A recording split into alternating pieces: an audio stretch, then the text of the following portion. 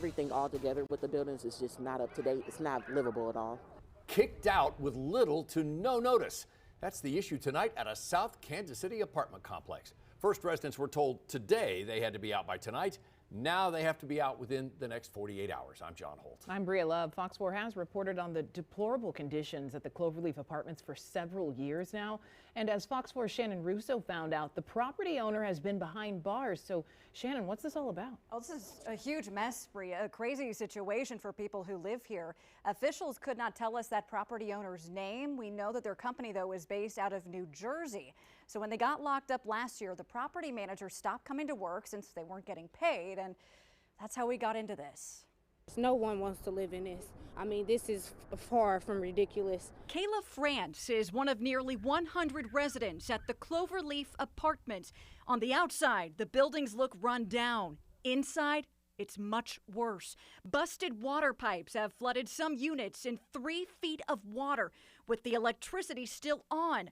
Besides that, there's falling drywall and mold, leaving nearly every unit unlivable. Management has been gone from the office for weeks now, and no one even knew that Monique and Nikki and all of them then left. Y'all done skedaddled after y'all done ran the property down and didn't fix nothing. Fox 4 discovered dozens of 311 complaints have been made at the complex since January 3rd. The leasing office is closed. Officials telling Fox 4 it's empty after someone removed all of the documents and computers. A quick Google search also shows the complex's website is defunct. A lot of them were still paying their rent, which was being paid through HUD to somewhere. HUD is the U.S. Department of Housing and Urban Development, which partners with the Loomis Group, an organization that implements HUD programs. They sent residents these flyers alerting them to relocation meetings. Those happened today. But by the time residents got home, the city had shut off the water and electricity and said they had to be out by tonight. It's very sad and devastating to see everybody go through something like this, including myself.